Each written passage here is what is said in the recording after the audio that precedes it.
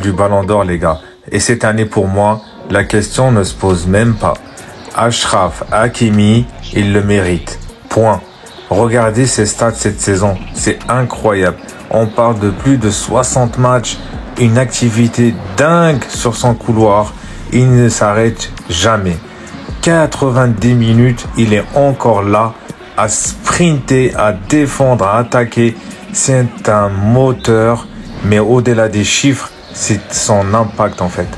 Les buts, c'est important. Les passes décisives, cruciales dans les moments chauds. Il est décisif. On parle d'un latéral qui fait le travail de 2 voire 3 joueurs. Il prouve son niveau année après année. Mais cette année, les gars, c'est la sienne. Ne cherchez pas plus loin.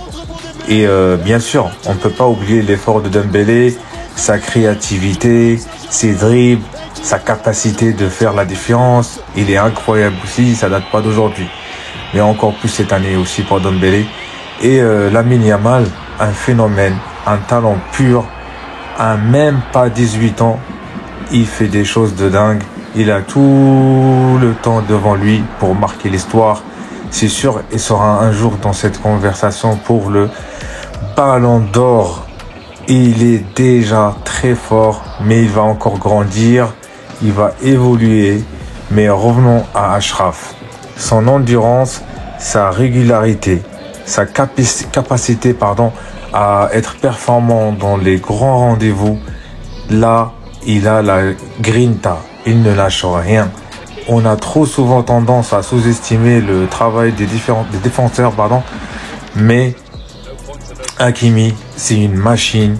Les gens votent, je sais, mais pour moi, au vu de tout ce qu'il a accompli cette saison, de ses efforts constants, Achraf Hakimi doit être dans la discussion très très sérieuse pour le Ballon d'Or.